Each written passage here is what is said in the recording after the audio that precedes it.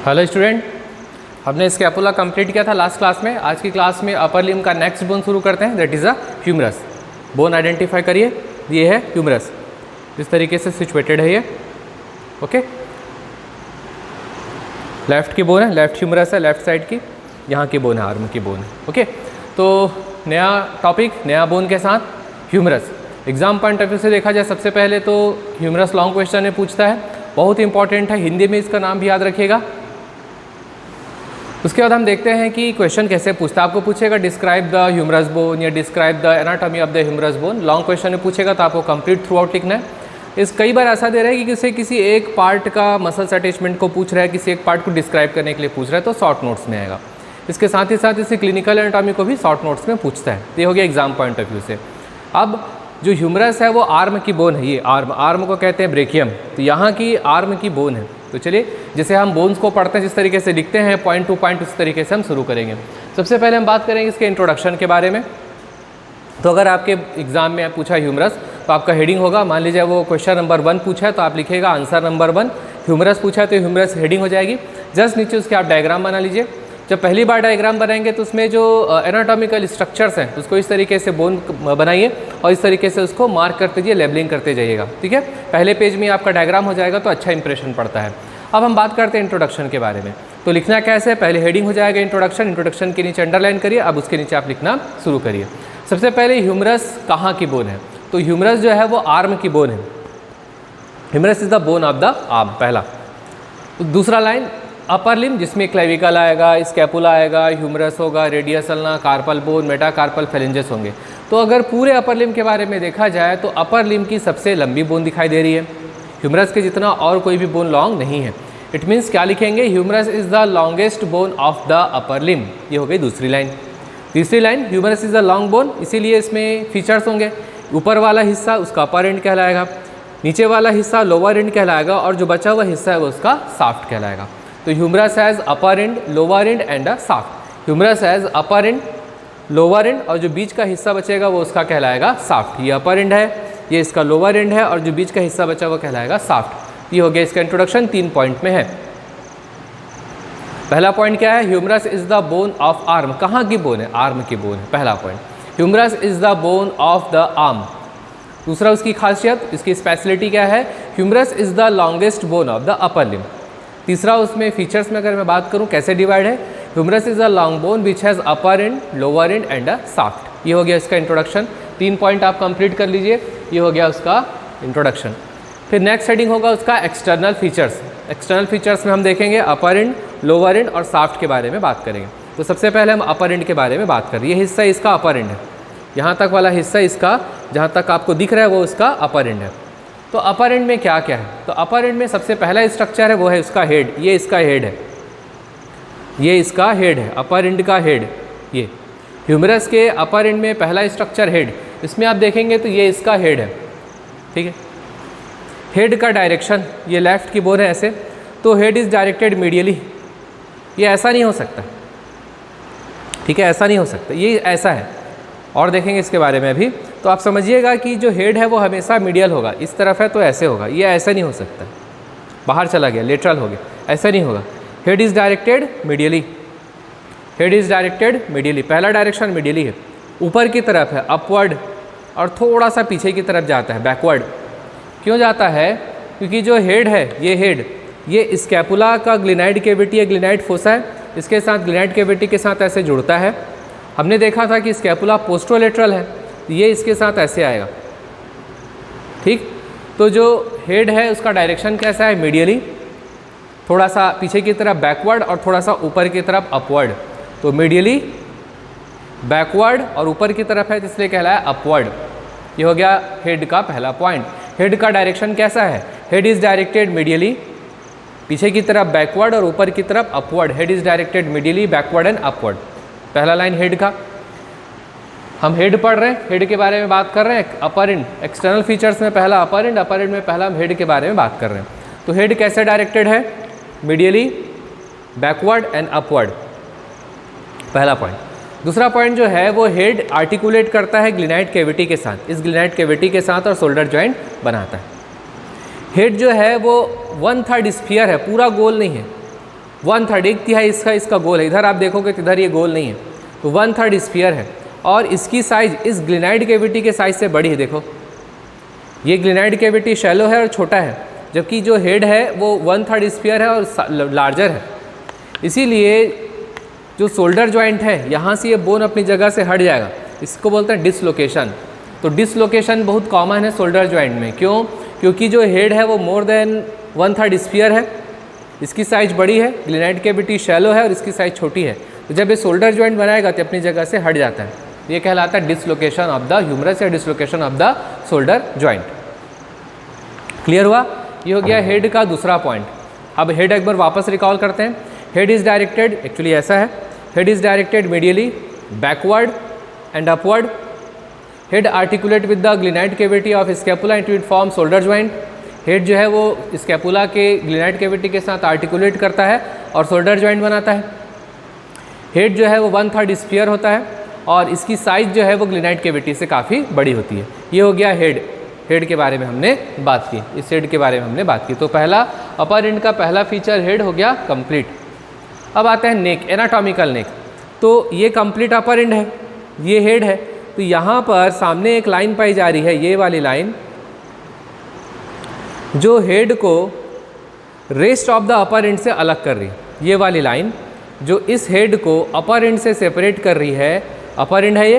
तो अपर एंड के बाकी बचे हुए हिस्से को हेड से सेपरेट करने वाली एक लाइन होती है जो कहलाती है एनाटॉमिकल नेक। डायग्राम में देखते हैं, ये हेड है, बाकी ये अपर एंड है।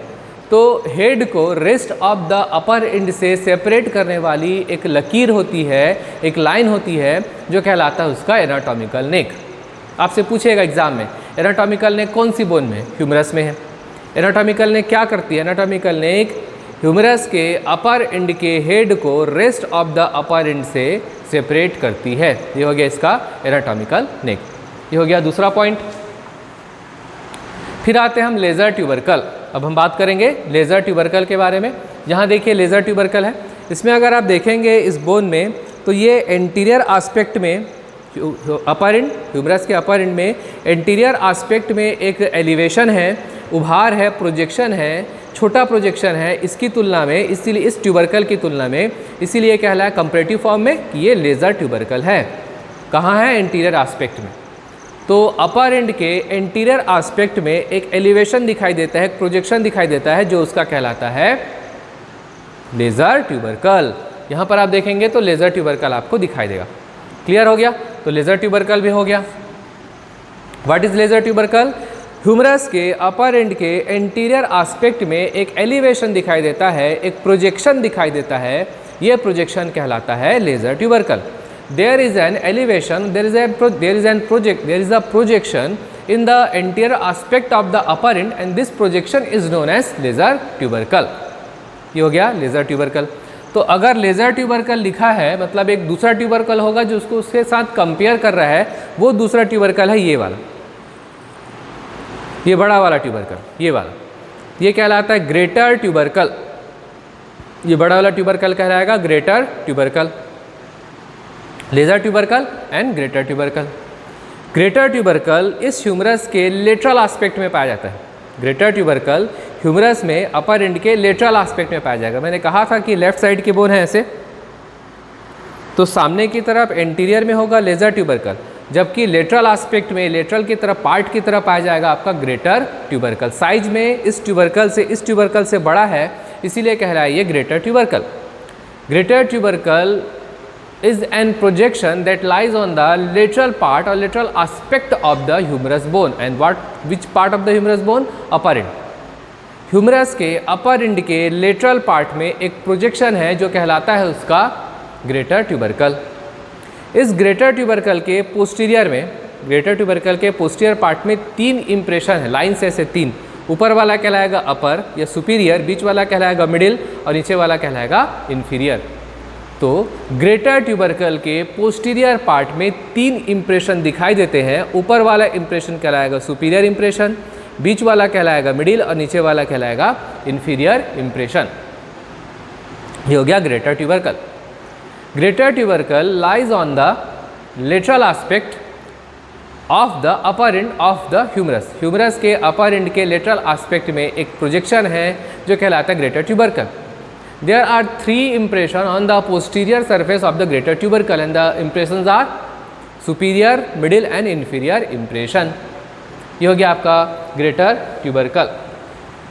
अब दोनों ट्यूबरकल के बीच में, ये लेज़र ट्यूबरकल है और ये ग्रेटर ट्यूबरकल है, उन दोनों ट्यूबरकल के बीच में एक खांच दिखाई देती है, ग्रूव या खांच आपको दिखाई दे रहा है। ये ग्रूव कहलाता है आपका इंटर ट्यूबरकुलर सल्कस, या दोनों के बीच का ग्रूव तो बाइसिपिटल ग्रूव, ठीक है। इंटर ट्यूबरकुलर सल्कस या बाइसिपिटल ग्रूव आइडेंटिकली अगर समझें, ये लेज़र ट्यूबरकल है, इसके पीछे ग्रेटर ट्यूबरकल है, तो इन दोनों के बीच में इस तरीके से एक खांच पाई जाती है जो कहलाएगा इंटर ट्यूबरकुलर सल्कस, दोनों के बीच का सल्कस है, ठीक। दोनों ट्यूबरकल के बीच कैसे उसका नाम रखा गया है इंटर ट्यूबरकुलर सल्कस। इसी का दूसरा नाम है बाइसिपिटल ग्रूव। अगर आप देख सकते हैं तो यहाँ देखिए, यहाँ पर जो लेज़र ट्यूबरकल को मिडिली सेपरेट कर देता है, किससे सेपरेट कर रहा है, लेज़र ट्यूबरकल के मीडियल पार्ट को ग्रेटर ट्यूबरकल से सेपरेट कर रहे हैं, ये कहलाता है इंटर ट्यूबरकुलर सल्कस या बाइसिपिटल ग्रूव। क्लियर, समझ में इतना? There is an groove or sulcus which lies between lesser tubercle and greater tubercle. It separates the medial part. देखो लेज़र ट्यूबरकल का medial part which separates the medial part या midily which will separate midily the lesser tubercle towards the greater tubercle. ठीक है। Actually ये जो इंटरट्यूबरकुलर sulcus है इसमें आपको 2 लिप दिखाई दे रहा है, एक इधर लिप है और एक इधर लिप है, लीनियर एलिवेशन। तो इधर वाला जिधर हेड है वो उसका मीडियल लिप है और उसका ये वाला नीचे लेटरल लिप है। There are 2 lips of the intertubercular sulcus which will lie towards the lateral part, that will be known as lateral lip, and towards the medial part, that will be known as medial lip. इसमें अगर आप देखेंगे तो laser tubercle इधर उसके just नीचे आपको दिखाई दे रहा है मीडियल लिप, ये ग्रेटर ट्यूबरकल उसके जस्ट नीचे आपको दिखाई दे रहा है लेटरल लिप। इसीलिए कहा जाता है कि जो मीडियल और लेटरल लिप है वो लेज़र और ग्रेटर ट्यूबरकल का डाउनवर्ड प्रोजेक्शन है, नीचे की तरफ उसका उभार है, नीचे की तरफ उसका प्रोजेक्शन है। ये हो गया इंटरट्यूबरकुलर सल्कस, जिसे कहा जाता है बाइसिपिटल ग्रूव। इंटरट्यूबरकुलर सल्कस वो कहलाता है बाइसिपिटल ग्रूव। लाइन से एक एक पॉइंट को आप पढ़ते जाइए।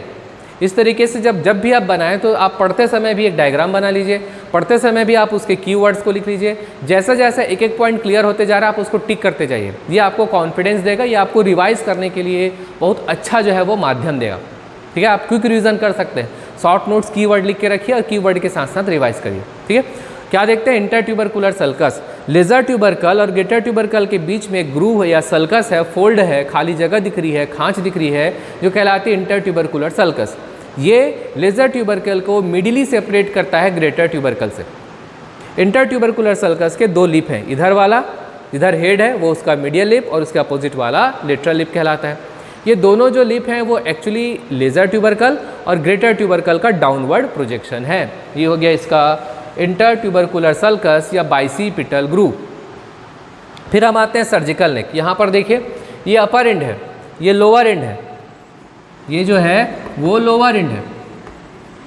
यहाँ तक आपने पढ़ा ये अपर एंड है, तो अपर एंड और लोअर एंड इन दोनों के बीच का हिस्सा कहलाता है साफ्ट, ठीक है। ये अपर एंड है, फिर ये साफ्ट है और ये लोअर एंड है। तो वो लाइन, वो लकीर, वो इमेजनरी लाइन जो अपर एंड को साफ्ट से सेपरेट करता है वो कहलाता है उसका सर्जिकल नेक। क्या कहलाता है, surgical neck. What is surgical neck? Surgical neck humerus में पाई जाने वाली वो लाइन है जो ह्यूमरस के अपर एंड को साफ्ट से सेपरेट करता है। ये ह्यूमरस का अपर एंड है, it is the upper and. ये देखिए यहाँ तक दिख रहा है, ये ह्यूमरस का अपर एंड है, उसके नीचे उसका साफ्ट है। तो जहाँ पर मेरा हाथ मुड़ा हुआ है, बैंड है, देखिए जो मैं सर्कल किया हूँ, तो अपर एंड को साफ्ट से सेपरेट करने वाली एक लाइन कहलाती है सर्जिकल लाइन, सर्जिकल नेक, ठीक है। अपर एंड को साफ्ट से सेपरेट करने वाली लाइन, इमेजनरी लाइन कहलाती है सर्जिकल नेक। यहाँ से इंपॉर्टेंट क्वेश्चन बनता है कि ऐसी कौन सी बोन है जिसमें एनाटॉमिकल नेक और सर्जिकल नेक दोनों पाई जाती है, ह्यूमरस। बहुत इंपॉर्टेंट क्वेश्चन है, नोट डाउन कर लीजिएगा। ऐसी कौन सी बोन है जिसमें एनाटॉमिकल नेक और सर्जिकल नेक दोनों है, पूछेगा तो वो है आपका ह्यूमरस, ठीक है। क्यों इसे नाम दिया गया सर्जिकल नेक? तो क्योंकि ये वो जगह है जहाँ पर हम आगे पढ़ेंगे ह्यूमरस की ब्लड सप्लाई जब देखेंगे, तो यहाँ पर जो आपकी आर्टरी है वहाँ पर एक सरकमफ्लेक्स बनाती है, वो कहलाती है anterior circumflex humeral artery and posterior circumflex humeral artery, पहला। दूसरा यहाँ पर नर्व भी आता है, तो ये वो जगह है जहाँ पर इंजरी जब होगी ह्यूमरस में तो इस जगह को सर्जरी के समय बचाना होता है, क्योंकि यहाँ पर आर्टरी और नर्व है, एक्सिलरी नर्व यहीं पर पाया जा रहा है, तो नर्व भी है और आर्टरी भी है, तो सर्जरी के समय में इस पॉइंट को, इस जगह को प्रोटेक्ट करना होता है, इसलिए इसका नाम दे दिया गया सर्जिकल नेक। ये हो गया ह्यूमरस का एक्सटर्नल फीचर का पहला point, upper end. Upper end में हमने देखा head is rounded, head is directed medially, backward and upward, head is more than 1/3 of sphere, head articulate with the glenoid cavity of shoulder joint and it will form glenoid cavity of the scapula and it will form shoulder joint, head is more than 1/3 of sphere, it is larger than the glenoid cavity. Anatomical neck separates the head from the rest of the upper end. Lesser tubercle is an elevation which lies on the anterior aspect of the upper end. Greater tubercle is a large elevation, large projection which lies on the lateral aspect of the upper end. There is a sulcus or groove between lesser tubercle and greater tubercle, which is known as intertubercular sulcus or bicipital groove. There are two lip, medial lip and lateral lip. Both are downward projection of the lesser and greater tubercle. What is surgical neck? Surgical neck is an imaginary line which separates the head from the shaft of the humerus. तो इस तरीके से हो जाएगा इसका अपर and. Clear हो गया यहाँ तक? अपर एंड अगर आपको समझ में आता है तो उसके बाद आप जो है वो लोअर एंड को पढ़िएगा, क्योंकि जब आप लोअर एंड पढ़ेंगे तब आपको क्या है, शाफ्ट जो अच्छी तरीके से समझ में आएगा। तो अब नेक्स्ट क्लास में हम शुरू करेंगे इसका लोअर एंड।